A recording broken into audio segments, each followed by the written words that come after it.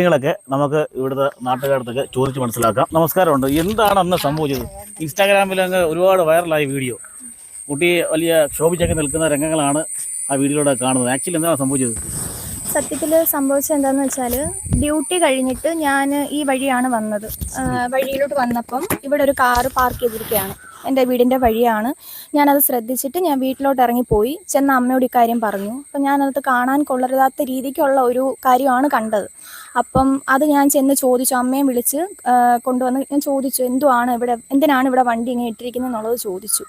അത് ചോദിച്ചതേ ഉള്ളൂ. അതിനകത്തിരുന്ന ആള് പുറത്തോട്ടിറങ്ങി വീഡിയോ ക്യാമറ ഓൺ ചെയ്ത് വെച്ചിട്ട് നിങ്ങൾ എന്താണ് കണ്ടതെന്നുള്ള രീതിക്കായിരുന്നു എന്നോട്. എനിക്കത് പറയാൻ അത് അത്രയും മോശമായിട്ടുള്ളൊരു രീതിക്കാണ് ഞാനത് കണ്ടത്. അപ്പം ആ കണ്ട കാര്യം എനിക്ക് പറയാനൊരു ചമ്മലുള്ളത് കൊണ്ടിട്ടാണ് ഞാൻ കണ്ടത്, എന്തിനാണ് വണ്ടി ഇവിടെ ഇട്ടിരുന്നത് എന്ന് ചോദിച്ചത്. ഇത്രയും ചോദിച്ചതേ ഉള്ളൂ. എൻ്റെ അനുവാദം കൂടാതെ എൻ്റെ വീഡിയോ പരസ്യമാക്കി ഇത്രയും പ്രചരിപ്പിച്ച് എന്നെ കൊണ്ട് മാക്സിമം സൈബർ ബുള്ളിങ് എന്നെ ഇതാക്കി.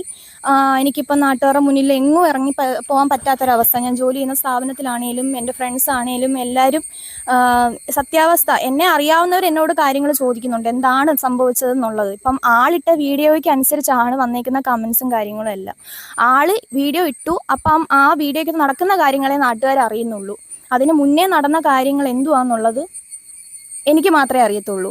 അത് ആള് ഇത്രയും റഷായിട്ട് സംസാരിച്ച് ഒരു വീഡിയോ ഓൺ ചെയ്ത് വെച്ച് എന്നെ ഇത്രയും അപമാനിക്കേണ്ട ഒരു കാര്യമൊന്നും ഇല്ലായിരുന്നു. ഹസ്ബൻഡ് ആൻഡ് വൈഫാണെന്നുള്ളത് ആൾ എന്നോട് പറഞ്ഞില്ല.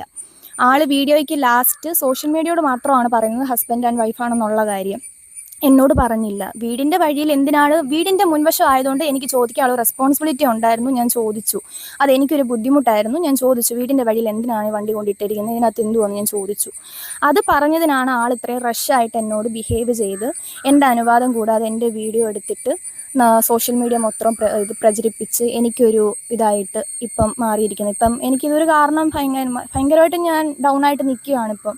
അപ്പോൾ ഈ ഒരു ഏരിയയിൽ ഇങ്ങനെ ഒരുപാട് പ്രശ്നങ്ങൾ നടക്കുന്നുണ്ട്. ഒരുപാട് പ്രശ്നങ്ങൾ ഞങ്ങൾ പല സമയത്തും അത് കണ്ട് പോലീസുകാരെ വിളിച്ചിട്ടുണ്ട്. ഈ